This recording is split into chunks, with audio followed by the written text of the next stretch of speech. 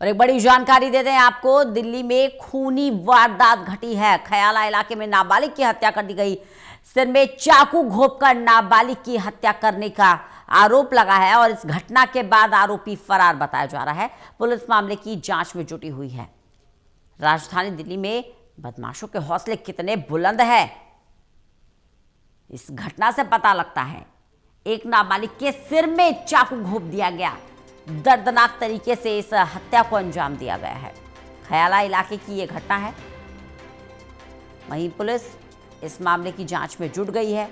मामले में आरोपी फरार बताया जा रहा है।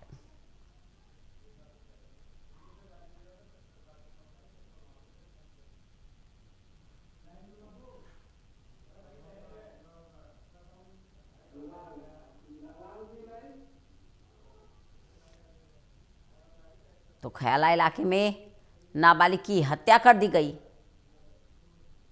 हर कोई डर के माहौल में है कि आखिरकार राजधानी में ये हो क्या रहा है, कानून व्यवस्था कितनी चरमराई हुई है।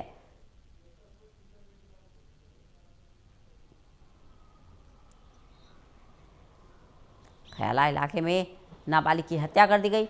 विशाल सिंह हमारे साथ, हमारे सहयोगी जुड़ गए ज्यादा जानकारी के साथ। विशाल, इस पूरी घटना पर विस्तार से जानकारी चाहेंगे।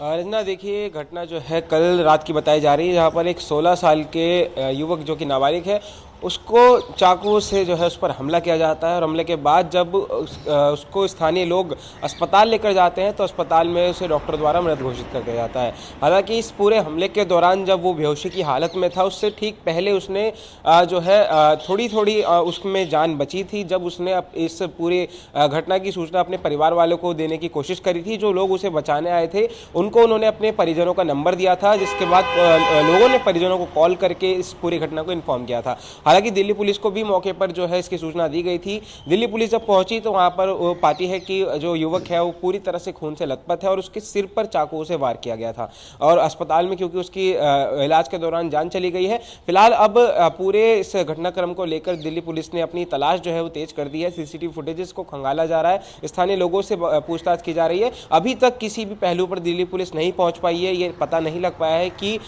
इस हमले के पीछे की क्या वजह रही है, क्योंकि एक नाबालिग था जिसके ऊपर हमला हुआ है, लेकिन हमला करने वाला कौन था ये अभी तक दिल्ली पुलिस को नहीं पता लग पाया है। क्या परिवार की किसी से कोई रंजिश, क्योंकि जैसा कि आप जानकारी दे रहे हैं कि नाबालिग था, पहले ये जानना चाहेंगे इसकी उम्र कितनी थी?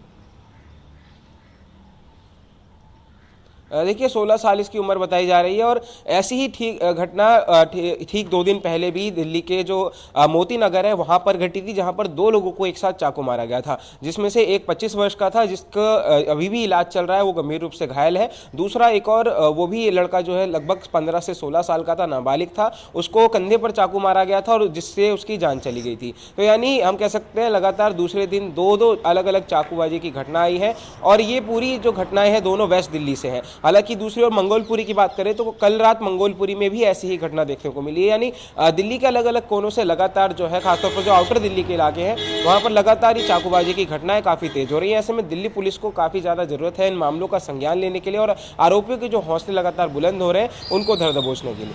बिल्कुल। अब ये जो घटना घटी है खयाला में, जैसा आप बता रहे हैं कि 16 साल इसकी उम्र और नाबालिग ये मृतक था, वैसे में इसके परिजनों की किसी से कोई दुश्मनी या किसी से कोई कहासुनी क्या अंदाज़ा लगाया जा रहा है?